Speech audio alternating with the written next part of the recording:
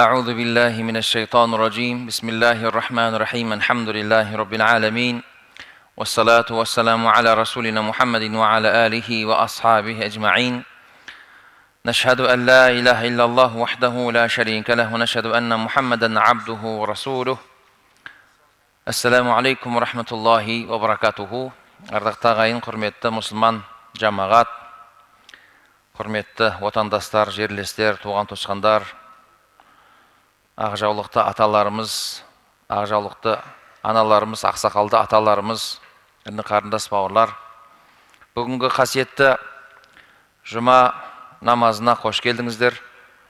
Алла тағалам сіздер мен біздердің дұға тілектерімізді, тағат ғибадаттарымызды, мінәжаттарымызды қабыл етсін. Пендешіліктерімізді, қателіктерімізді афу өткен болсын.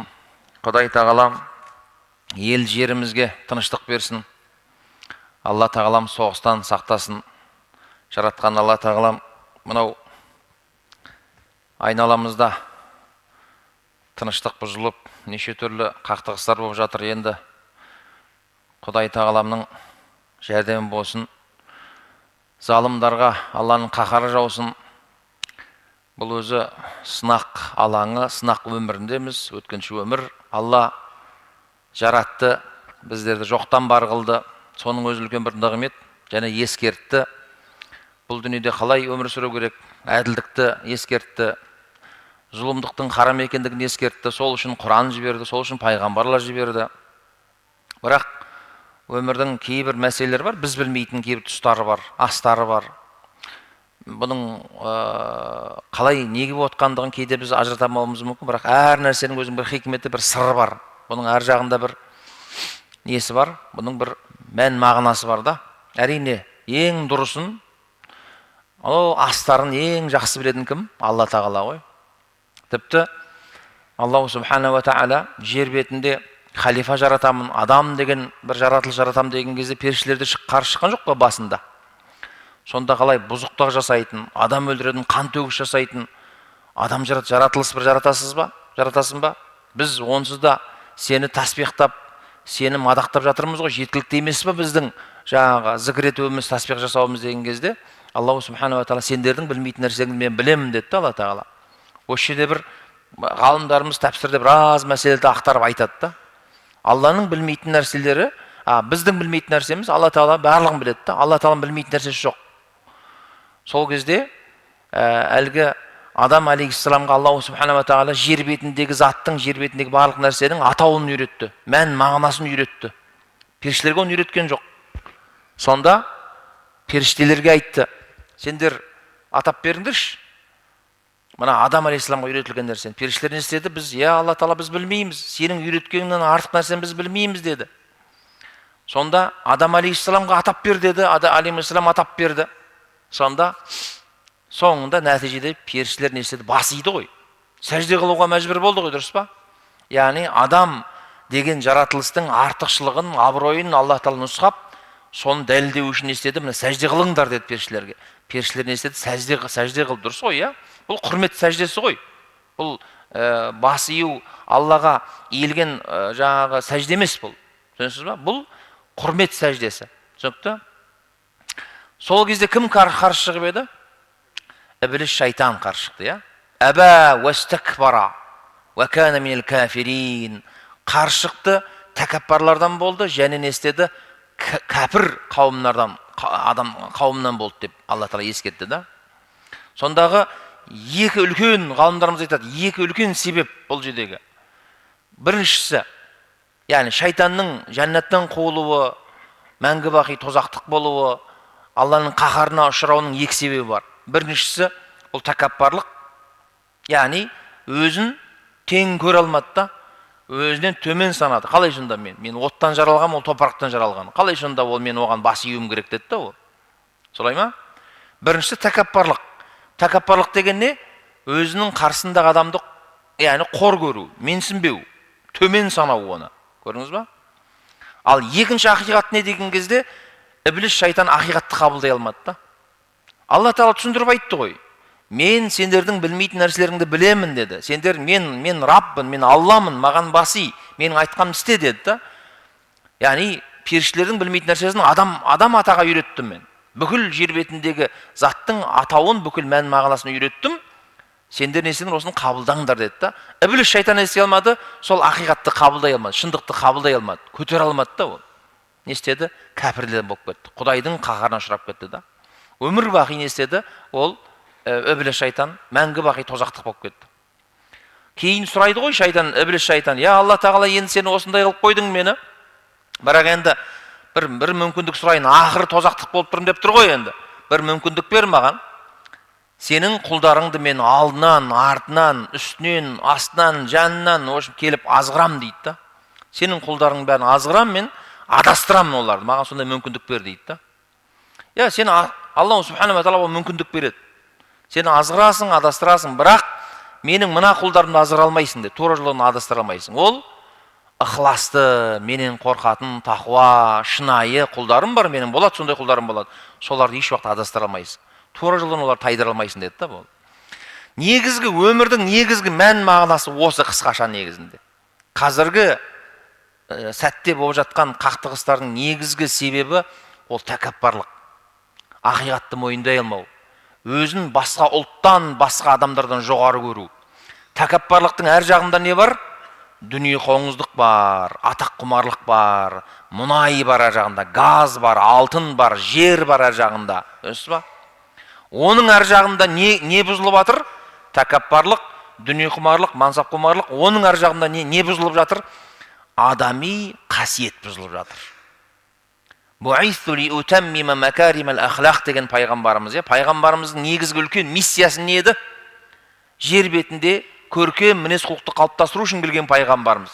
Бірақ пайғамбар о баста әрине Меккеде бірінші таухидті үйретті, иманды үйретті адамдарға. Мәдинада құлшылықтар парыз болды, дұрыс па?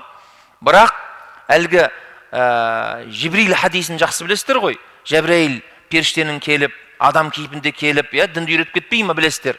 Иман деген не, ислам деген не, ихсан деген не деген мәселені білесіздер ғой, дұрыс па хадисті? Пайғамбарымыз иманды үйретті, жүрекке иманның қондырды, таухидті түсіндірді. Алла жалғыз, оның серігі жоқ, ортағы жоқ, жалғыз Аллаға сыйыну керек. Мұхаммед оның несі жағы елшісі деп үйретті, түсіндірді. Таухидті орнатты. Солай ма? Одан кейін шариғатты үйретті, зекетті үйретті, намазды үйретті, оразаны үйретті, сауданы үйретті, өтірік айтпау керек, соны үйретті, отбасының мәселесін үйретті, талақ, басқа бәрін естеді, үйретті. Мәдинада бұның барлығы фарыз болды, уәжіп болды. Құрбан шалуды үйретті, басқаны үйретті. Бірақ осы иман мен исламның негізгі жемісі не еді, ардақты ағайын? Ихсан. Яғни бір талдың мысалға тамыры иман деп алсақ, оның бұтақтарын шариғат ислам деп алсақ, оның жемісі не? Жемісі сол ихсан ғой, ардақты ағайын. Жемісі сол көркем мінез, жемісі сол әділдік, жемісі сол адами қасиет сол. Түсінесіз ба? Демек, исламның негізгі мақсат не еді? Иман, ислам әрі қарай не болып тұр? Яғни біз тал еккен кезде мақсатымыз не еді? Жемісін жеу емес па, дұрыс па? Яғни түпкі мақсаты сол, бұл дүниеде иман, ислам арқылы біз адам болуымыз керек еді, адам болуымыз керек еді. Тәуратты да сол үшін жіберді оларға заманында. Інжілді де сол үшін оларға заманында жіберді. Олар сол тәуратты бұзды, өзгертті өздері. Өз қолдарымен өзгертті, олар адамның пікірлерін ішіне қосты. Яғни Құдайдың былай қараған кезде кітабын өзгертіп тұр ғой. Өзіңдер ойлап көріңіз кішкене. Қазіргі таңда қасиетті Құранымызды біреу өзгертіп, адамның сөзін жазып өзгертіп атса, қазір не болады мына дүниеде қазір? Өзіңіз ойлаңыз, қасиетті кітабымызды біреу өзгертіп атса. Өзгерте алмайды әрине оны. Алла Тағала оны қорғап қойған қиямет қайымға шейін. Бірақ сол заманда яһудилерге, насараларға осы кітаптарды берген кезде Алла Тағала оларды сынады да. Сондай бір мүмкіндік берді олар. Не істер екен бұлар деп. Бірақ олар не істеді? Алла Тағала қарсы шықты, мойынсұнған жоқ, сынақтан өте алмады. Тәурат деген Алладан жіберілген кітапты өзгертті олар. Сөйтті де не істеді? Өкінішке орай өздерінің нәпсілерінің қалауына қарай кітапты жазып шығарды, сөйтіп сонымен бірге өмір сүре бастады да ол. Мінеке сол проблемамен әлі келе жатыр, әлі күнге шейін фитна бүлікті шығарып келе жатыр, әлі күнге шейін жерде бұзақылық жасап келе жатыр. Алла Тағала барлығын көруші, Алла Тағала білуші, жазасын барлығын береді ғой. Құранда неше түрлі аяттар бар. Соның ішінде біз ойлаймыз кейде бұл қалай бұл зұлымдық жасай бере ма деп та, бірақ Аллаху субханала тағала оған жауап беріп қойғанда, кейбір кәпір сондай адамдарға зұлымдық жер бетінде бүлік жасап жатқандарға Алла тағала өмірін ұзарта береді дегенде не үшін? Азабы қатты болу үшін да, олардың азабы күшті болу үшін оларға кейде мүмкіндік береді да. Түсінесіз ба? Бұл жерде біз не істеуіміз керек, ардақты ағайын? Біз шайтани қасиет, тәкаппарлық деген бәледен аулақ болуымыз керек. Ал ақиқатты қабылдай білуіміз керек. Нәпсімізге ауыр келсе де, Құдай тағала дінмен жүр деді ма, ислам дінін ұстануың керек. Құлшылық қыл деді ма, құлшылық қылуыңыз керек. Харамнан тыйыл деді ма, тыйылуыңыз керек. Сіздің нәпсіңізге ауыр келсе, ұнамаса да ол. Зұлымдық жасама деді ма, зұлымдық жасамауың керек. Жақсылық жаса деді ма, жақсылық жасауымыз керек. Яғни мансап керек. Ол өзінің қызметінде біреу басшы болу керек қой. Кеше бір садақада отырмын. Сөйтсем жаңағы ең бірінші әңгімесі да, қарасаңшы, адам деген негізінде ақыретін ойлау керек еді ғой. Елдің тыныштығын ойлау керек еді, басқа бір әңгіме айту керек еді. Жасы деген бір 70 кеп қалған кісі да, ең бірінші әңгімесіне айтайын ба, білесіздер ме? Ана үйдің егесі мені таныстырып жатыр, осылай ойбай, осындай қонақ имам, осындай бас имам деген сөз айтылып кетті да, ана жерде қаланың бас имам деп. Сөйтсем ана кісі айтады да, осы қазір бір бас имам болу деген бір үлкен бір абырой болды ғой дейді да, әңгімесін қараңыз. Мен ана жерде енді кейін түсіндіріп ашықтап біраз уағыздадық қой енді. Сосын мәжбүр айтуға тура келді да, аға дедім, атыңыз кім? Атын сұрап алдым. Жасыңыз үлкен екен. Мен келіп тұрған қонақпын, сіздер мына туған туысқансыздар. Қонақты осылай қарсылатын бе? Сіз өзі не айтып жатсыз? Мына мәселе не, мынау бас қатырып жатқан мәселеңіз не? Сонда айтып жатырмын ғой. Енді сонда қалай? Кез келген мекеменің кез келген ең бір басшысы болады ғой, басшысы болу керек қой. Сонда қалай? Басшысы болмай ма? Бізде де сондай. Бас молда, бас имам деген сол деймін, түсіндіріп жатырмын жаңа. Яғни басшы болу керек. Атақ мансап болады. Ақша керек бәрімізге. Үй керек, жай керек, басқа керек. Бизнесің жаса, басқа қыл. Бірақ бұл жердегі мәселе мына бүгін қазір қозғайтын тақырыбымызға тығыз байланысты. Алланы зікір ету, Алланы еш уақытта естен шығармау, Алла мені бақылап тұр деген сезіммен өмір сүру. Мәселе сол. Жүрегіңмен естіп кетпесең, Құдайды жоққа шығарма. Құдайдан алыстап кетпе. Тәкаппар болып ұмытып кетпе. Сен Құдайыңды ұмытпа, ақыретіңді ұмытпа. Кім екеніңді ұмытпа, қайдан келгеніңді ұмытпа. Мәселе осында да. Ақшаңды жұмса, пайдалан, бірақ тәкаппар болма. Адамдарды қор көрме. Шындықты Құдайдың дінімен жіберген пайғамбардың шындығын қабылда. Болды. Қасындағы көршің, бауырың саған, "Ей, бауырым, Құдайдан қорық" десе, мойында шындықты мойында. "Ей, бауырым, әділдік жаса. Сен әділдік жасабасың" деп саған айтты ма? Басыңды ий, қабылда мойында. "Ей, өтірік айтпа, бауырым. Алдамасайшы. Ана саудаңда өтірік айтпа, мынау харам" деп айтты ма саған? Бірден ақиқатты қабылда, басыңды ий. Сол кезде сен шайтаннан болмайсың. Шайтани қасиеттен боласың қай кезде? Жаңағындай ғой, ақиқатты қабылдамасаң, сол жаңа қандай әйтеуір өзің нәпсіңе бір ыңғайлы болған нәрсені бір қабылдап, бірақ шындықты қабылдамасаң, онда ойлай бер, өзің сон қатарына қоса бер. Шайтанның сенің сол қасиетіне кіріп кетесің да. Өйткені шайтанның негізгі сол несі сол жаңағы, жаратылысы сол шайтанның. Көрдіңіз ба? Қазіргі жер бетіндегі болып жатқан зұлымдықтың, жер бетінде болып жатқан тыныштықтың, саяси дағдарыстың, әлеуметтік мына неше түрлі қиыншылықтың, машақаттың болып жатқанның барлығының астарында ардақтаған осы жатыр да. Демек, әркім өзі сол деңгейге түспеу үшін тәкаппарлық деген бәледен аулақ болу керек, дүниеқоңыздық деген бәледен аулақ болу керек. Жаңа айттым, өзіңді ұстай алсаң, әлхамдулилля, байисың ба, атағың бола ма, басшы боласың ба, мәселе жоқ. Бірақ өзіңнің адам екеніңді, бейшара бір пенде екеніңді, Құдайдың бір құлы екеніңді, ертең болмаса бір күн болмаса бір күні кететіндігіңді, Құдайдың құзырына баратындығыңды, әрбір амал, әрбір сөзің үшін жауап беретіндігіңді ұмытпа. Болды. Сол кезде сен не істейсің? Тепе-теңдікті сақтаған боласың. Аллаху субхана ва тағала сіздер мен біздерге неше түр жер бетінде үлкен нығметтер берді, яғни сансыз нығмет. Мына ішіп жеуден бастап, мына әлем, мына ауа, мына су, мына деннің саулығы, көріп отқан көзіміз, бүкіл жаратылың барлығы бізге беріп қойған Құдай тағала. Соның ішіндегі ең үлкен байлық, әрине біз әр уағызымызда айтамыз, бұл иман байлығы. Әлхамдулилля. Иман деген байлық, бұл ең үлкен байлық осы. Иман деген байлық жүрегіңде болды ма, әлхамдулилля, сенің жүрегің тыныш болады. Жүрегің тыныш болса болды, басқаның саған керек жоқ. Әрине ол деген сөз, ойбай, зікіріңді жаса, молдалық қылып, тәсбігіңді қолыңа алып отыра бер деген сөз емес. Жұмысың жасайсың, тіршілігің жасайсың, бірақ не істейсің? Құдайыңды ұмытпайсың, жүрегіңде иманыңмен жұмыс жасайсың әрқашанда. Жүрегің тыныш болу үшін әрине иманың бар, Аллаға сенемдеумен болмайды әрине ол. Тағы тіршілік істеу керек, әрекет жасауың керек, зікір жасауың керек, қажет кезде қолыңа тәсбih алуың керек. Я, Алланы еске алып, ла иляха иллалланы айтуың керек, астағфирулла деген сөз айтуың керек, субханалла деген сөз айтуың керек, Аллаху акбар деген айтуың керек. Яғни тілмен зікір етуің керек, жүрекпен зікір етуің керек. Қай жерде болмасаң да, Құдай мені бақылап тұр ғой, Алла мені көріп тұр ғой деген не істеуіңде болу керек, сезімде болуың керек та. Я, бүгінгі тақырыбымыз осы. Жалпы өмірде қуанышта болады, қайғыда болады ғой ардақты ағайын. Бәріміздің басымызда қазір осы жерде отырып қайғысыңды деп түртіп қалмасаң, жүрегін ашып қалсаң, жүрегінде бір қайғысы бар, бір проблемасы бар, дұрыс па? Қарызы бар, білмеймін, баласымен бір проблемасы бар, баласы тәрбиесіз, ішеді, шегеді, әйелімен проблемасы бар, ажырасып кеткен, үйінде берекет жоқ, білмеймін, саудасы жүрмей жатыр, ақшадан айырылып қалған, жаңағы мінекей көріп жатсыздар ғой, қанша қақсап атсақ та, жаңағы лотерей, пәленбай үйді ұтып алам, квартираны, машинаны ұтып алам деп ақшасын салып, қазір не болды? Я квартира жоқ, я басқа жоқ, сотталып жатыр екен ғой, пәленбай түгенбайлар. Я ұстап алып жатыр екен. Егер маған закон берсе бар, қолыма бар ғой, сол лотерейге қатысқан адамдарды мен соттар едім бар ғой. Абай атамыз айтады ғой, мінез құлқы өзгермейді дегендерге қатысты. Менің қолымда закон болса, мен олардың тілін кесер едім дейді ғой. Егер сол мен закон сондай бір заң жоқ қой, заң жоқ қой енді. Бұл жердегі лотерейді ұйымдастырушылар сотталып жатыр, сотталсын олар. Бірақ оған қатысушылар ше.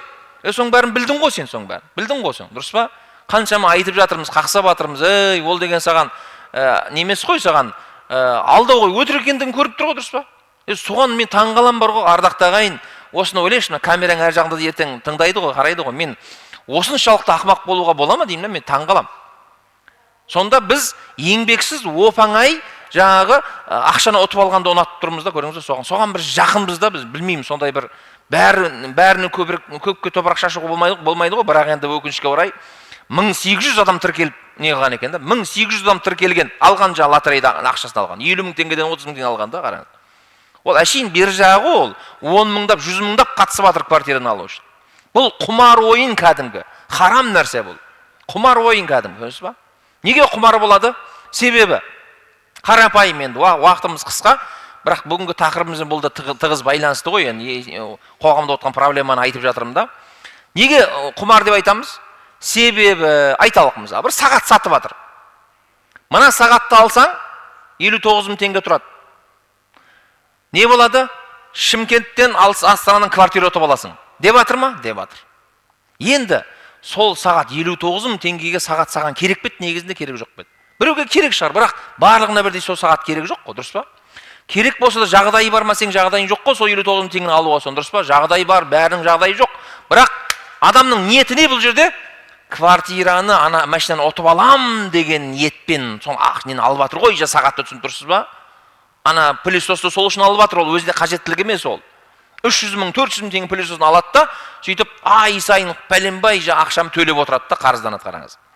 Нәтижеде сол 10 мың адамның ішіндегі 10-ақ адам сол алады ғой, сол квартираны, машинаны, білмеймін жаңағы iPhone 16-ны басын аламы, бітті. 10-ақ адам алады соның ішінде, бітті. Қалған 9990 адам не істейді? Ақшасының бәріне айырылып бітті. Ешқандай ақша қайтарылмайды оған болды. Не болды сонда мынау? Көрдіңіз ба? Құмар емей не мынау? Сонда кім бұл рахатын көріп жатқан? Әлгі ұйымдастырушы адамдар ғой, сонда келеді да, айталық мысалға, білмеймін, 1 миллиард теңге ақша жинап алады да, соның, білмеймін, 100 миллион теңгесін, білмеймін, не істейді? Саған квартира алып береді, ана машина алып береді, болды. Қалғанын қалтасына басып алады, болды. Осыған сонда түсінбей тұрмыз ба сонда? Міне, біздің қоғамда проблемалар жетеді ғой, енді сол проблеманың бірі осы да, өкінішке орай. Енді айтайын дегенім, біз кейде не істейміз, өкінішке орай, оп-оңай, ешқандай терлемей, жұмыс істемей, сол лотерейге қатыса салып, ана квартираны алып алғыңыз келіп тұр да. Олай болмайды ғой, олай болмайды. Алып жатқандар ше, ой, алып жатыр ғой анау, алып жатыр ғой дейді. Тіпті кейде айтады жаңағы, орамалдылар жүр ғой ішінде дейді да, жаңағы. Сақалдылар тақиямен жүр ғой деп қойды, қатысып жатыр ғой сонда. Сонда не? Орамал тақса сол ана лотерейдің соны адал қыла ма сонда? Айтыңызшы. Ол орамалдының немесе сақалдының намаз оқитын адамның қатысуы оны адал қылмайды ғой, дұрыс па? Оны өзгертпейді, оны үкімін өзгертпейді да, өкінішке орай. Ол да қателік, ол да пенде ғой, жаңағы адасып жатқан адам сол ғой, өкінішке орай пендешілігімен не істеп жатыр, дүниеге беріліп жатыр да. Бұның астарында да қарасаңыз, ардақты ағайын, бұл да негізі қоғамда бүлік шығаратын, қоғамның тепе-теңдігін бұзатын, бірлігін басқан бұзатын нәрсе, бұл негізі харам нәрсе. Сол үшін дінімізде құмар ойынға тыйым салған, харам нәрсе, Алла сақтасын. Шайтанның лас істерінен дейді Аллах субханала тағала Құран-ы Кәрімде. إنما الخمر والميسر والأزلام رجس من عمل الشيطان والأنصاب والأزلام رجس من عمل الشيطان дейді қараңыз. Рижсун нәжіс, лас істерін, шайтанның лас амалдарына дейді Алла тағала. Міне, осыны біз қақсап жатырмыз ғой, енді айтып жатырмыз, еске салып жатырмыз. Бұдан не істеу керек, ардақты ағайын? Сақ болу керек. Бұның берекеті болмайды. Одан да не істе? Үй керек па, машина керек па саған? Жұмыс жаса, еңбек ет. Құдайыңа дұғаңды жаса, Алланы зікір ет. Харам жасама, адал бол, әділ бол, еңбекқор бол, таңертең ерте тұр 5-те, кеш сағат 11-де жат, намазыңды оқы уақытылы, Құдай саған берекетін беріп қояды. Аллах субханала тағала беріп қояды берекетін. Сол мына мен жиі айтам, енді мына үлкендер отыр ғой, еске салайын, жастар үлгі алсын деймін да. Кезінде деймін, кезінде. Мына үлкен аталарым жақсы біледі. Сол біздің әкелеріміз не істеді заманда? Осындай қазіргідегідей мүмкіндік болған жоқ қой ол заманда. Қазіргідегідей телефон болған жоқ, телевизор болған жоқ, машина болған жоқ, технология болған жоқ. Сұмдыға енді бар ғой. Қазіргі заманда бәрі бар ғой. Бірақ осыдан білем 90 жылдан әрі қарай дым болған жоқ. Бір ғана айлық бар. Білмеймін, сөйтіп Құдайдың қарасаңызшы. Ризық деген әр баланың өзінің несібесі бар деген осы ғой. Алла ризығымен бірге жаратып қойды да оны Алла тағала. Сонда сол 10 баланы, сол 5 баланы, 9 баланы, 12 баланы сол заманда сонда ешқандай үлкен бір бизнес жоқ, технология жоқ заманда не істеді? Сол әке-шешелеріміз үйлі қылды, үйлендірді, солай ма? Тойын жасады, әр қайсының өзінің жағдайын жасады. Қыз болса, қызын ұзатты, дүниесін апарып берді. Келін сүрсе соның жағдайын жас, қалың малын берді әйтеуір. Сөйтіп не істеді?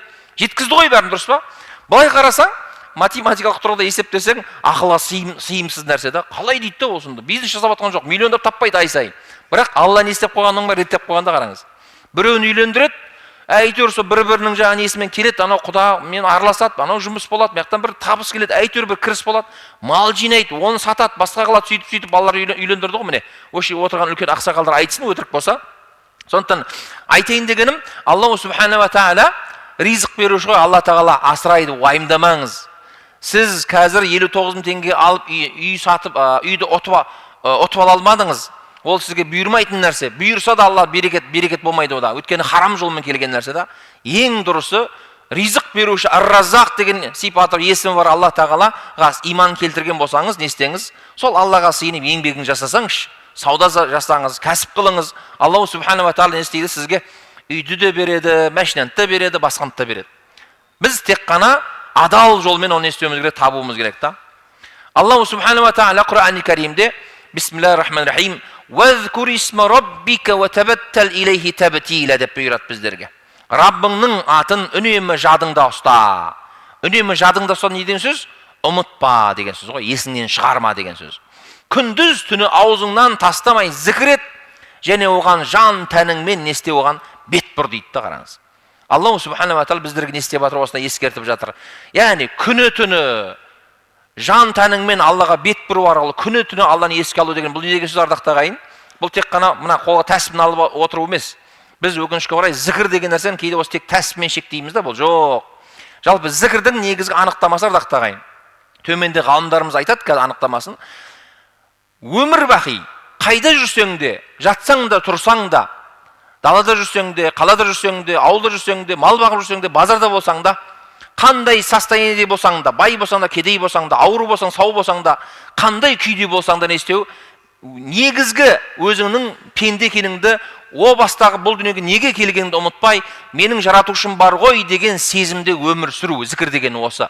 Бұның терең мағынасы осы. Алланы еш уақытта ұмытпау.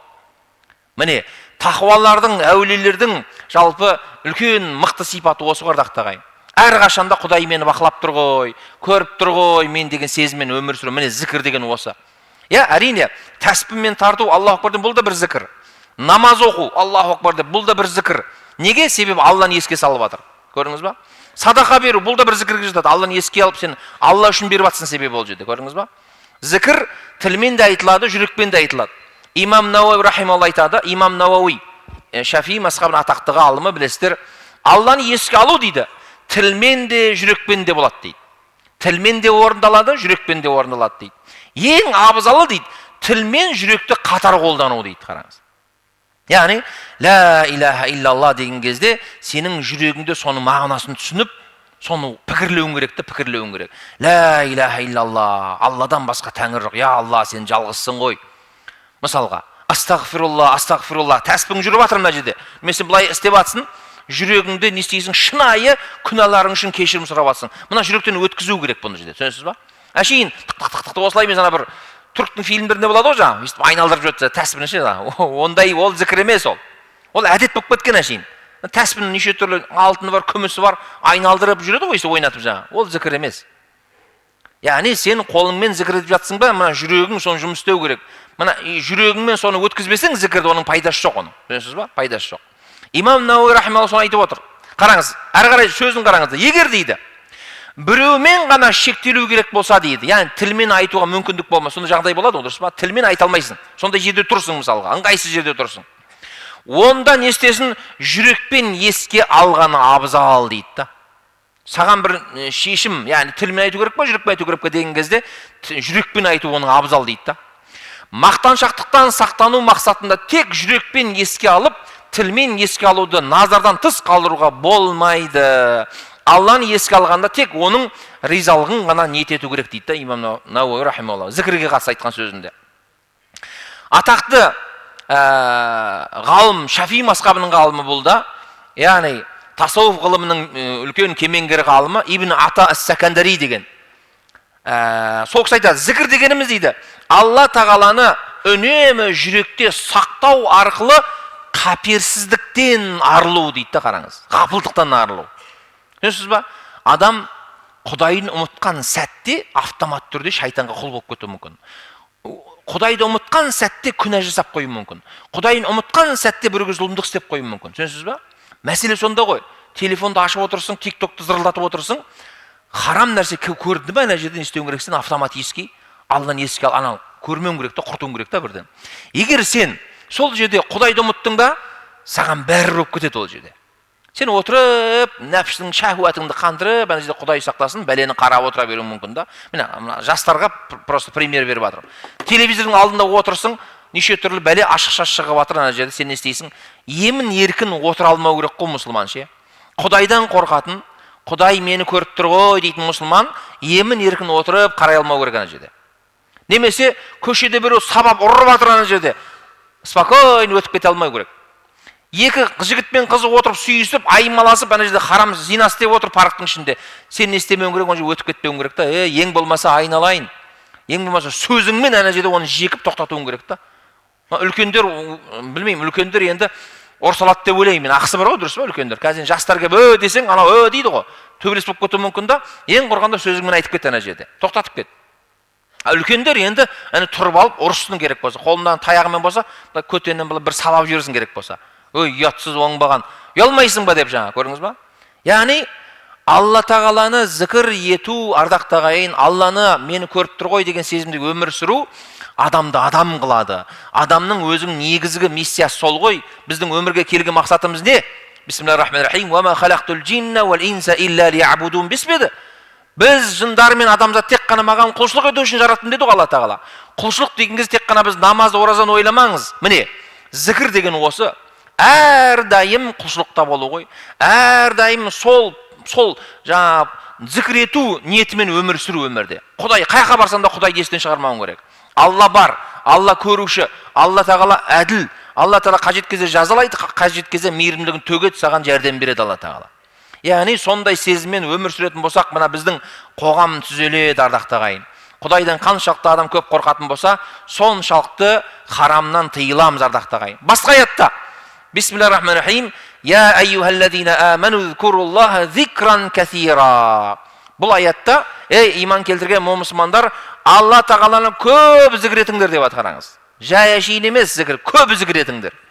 Көптен мақсат сол, жаңа айттым, еш уақытта Құдайды ұмытпауымыз керек, Алланы ұмытпауымыз керек. Құдай тағаланы ұмытқан адам сол мезетте не істейді? Адасады. Құдай сақтасын.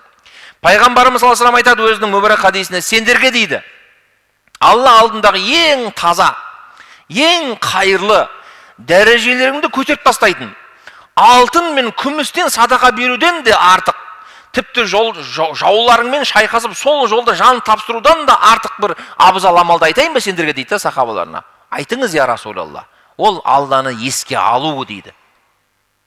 Яғни бұл жерде Алланы еске алудың қаншалықты маңыздылығын пайғамбарымыз істеп жатыр, шегелеп тұрып түсіндіріп жатыр да. Алтын, күміс Алла жолында зекет берсең де содан да артық деп жатыр. Отаныңды қорғау жолында соғысып, сол жолда шахид болғаннан да артық деп отыр да, қараңыз.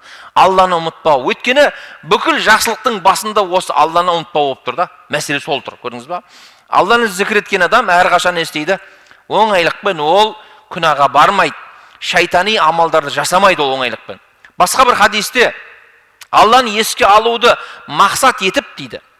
Тек оның ризалығын ғана қалап жиналған қауымға көктен күнәларың кешірілген күйде орындарынан тұрыңдар деп айтылады дейді да оларға. Яғни кімде-кім Алланы зікір етсе, мысалға біз дәл қазір осы кезде иншалла Алланы еске алып отырмыз. Дұрыс па? Алланың аятын айтып отырмыз, пайғамбардың хадисін айтып отырмыз. Сіздерге мен насихат қылып отырмын. Сіздер мешітте отырсыздар, Алланың үйінде отырсыздар, намаз оқуға келіп отырсыздар. Сіздердің қазір барлығының басында тек қана осы қазір намазым қабыл болса екен, Алла менің ниетімді қабыл етсе екен, намазым деп, дұғам деп сөйтіп жалбарынып келіп отырсыздар ғой, дұрыс па? Яғни біз осы жерде отырған кезде саудаңды, ақшаңды ойламай шығарсың, дұрыс па? Ойлап та кетеміз кейде, иә? Ең құрғанда осы жерде ойламау керек те енді. Дұрыс па? Яғни айтайын дегенім, ардақты ағайын, осы жерде біз Алланы зікір етіп отырған болсақ, қараңыздар. Күнәларың кешірілген түрде орындардан тұрыңдар деп айтады дейді оларға. Сендердің жамандықтарының барлығы да жақсылыққа ауыстырылды деп айтылады дейді да. Пайғамбарымыздың хадисі. Кімдерге айтылып жатыр бұл? Алланы зікір еткен пенделерге айтылып жатыр, ардақты ағайын. Көрдіңіз ба? Демек, зікір ету арқылы, ардақты ағайын, біздің жүрегіміз тыныштық табады. Зікір ету арқылы біз харамнан алшақ боламыз. Зікір ету арқылы біздің өзіміздің пенде екендігін, бейшара пенде екендігімізді, қайдан келгендігімізді ұмытпаймыз. Жаратушының құлы екендігімізді білеміз. Жаратушының пендесі құлы екендігін білген пенде тәкаппар бола алмайды. Өзінің адами қасиетін бұзбайды, біреуге зұлымдық істемейді, біреуді өлтірмек түгілі, ол не істемейді, тірі жанға сөзімен де қолмен де не істей алмайды, жаманшылық жасай алмайды.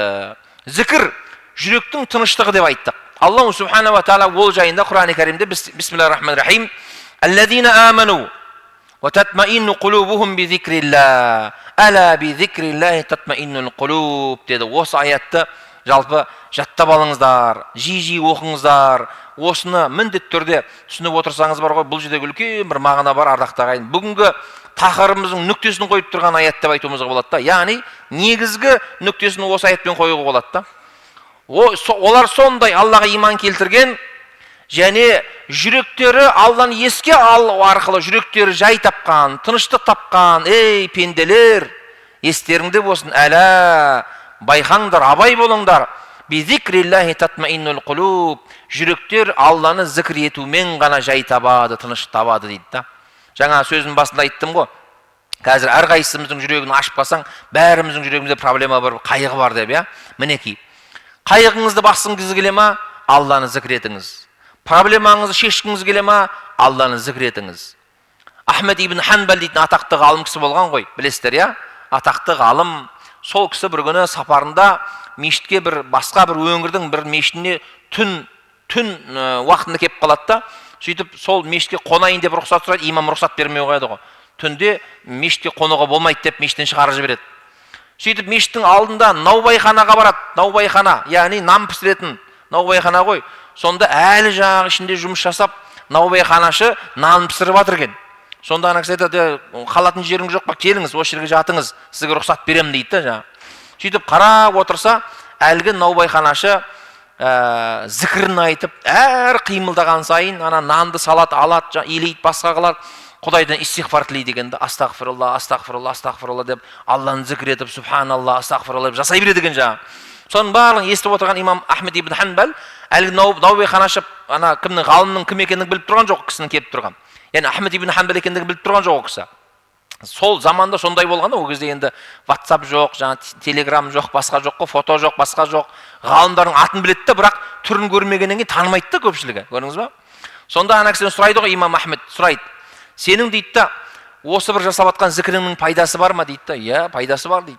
Алла тағала тілеуімнің бәрін маған беріп жатыр дейді да. Қалауының бәрін маған береді, дұғаларың бәрі қабыл болып жатыр дейді да.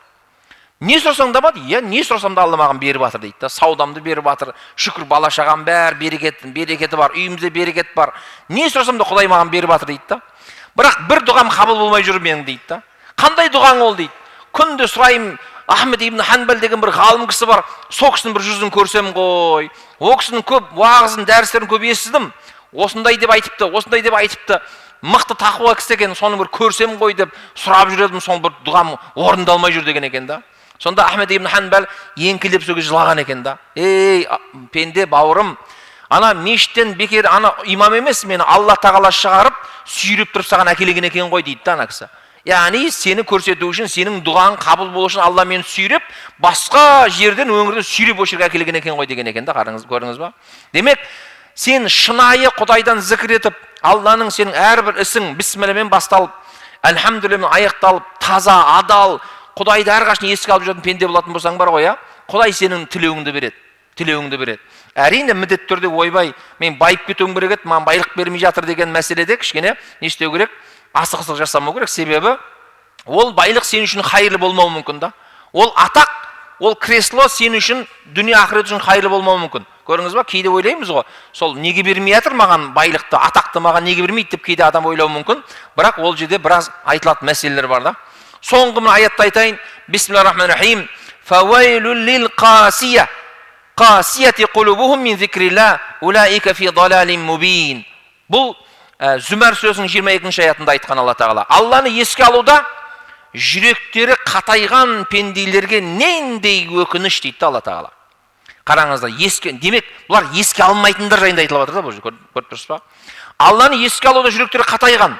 Яғни Алланы ұмытқан, как будто бір Алла жаратушы жоқ сияқты. Бұл дүниені тіреп тұрған өзі сияқты. Дүниенің бәрін тауып атқан өзі сияқты. Бала өздігінен келіп атқан сияқты. Яғни бұл өмір бітпейтін сияқты. Яғни пенделер бар ғой ондай, Құдайды ұмытқанда. Сондай пенделерге қандай өкініш дейді да. Олар фи далалин мубин, ашық адасуда, олар нағыз жаңағы бақытсыз адасып атқан пенделер жайында Алла тағала осылай біздерден істеп жатыр, тағы да ескертіп жатыр. Олай болатын болса, ардақты ағайын, Алланы көп зікір етейік. Оны зікірдің түрін айттық, жаңа тілмен де айтуға болады. Ең басты жүрекпен зікір ету. Ла илаха иллалла зікірдің атасы, ардақты ағайын. Ла илаха иллалла зікірдің атасы. Астағфирулла, субханалла, әлхамдулилла, Аллаху акбар деген зікірді сіздер онсыз намазда жасап жүрсіздер. Аллаху субхана ва тағала сізден біздерге разы болсын, дұға тілектерімізді қабыл етсін, ел жеріміз аман болсын, Құдай мына соғыстан сақтасын. Құдай тағалам адасып жүрген, тура жолын табалмай жүрген, Құдайдан ұзақтап жүрген пенделеріміз, отандастарымыз болса, Алла оларға хидаят, тауфиқ берсін. Вальхамдулиллахи раббил аламин, бирахматика я архамар рахимин. Аллаху акбар.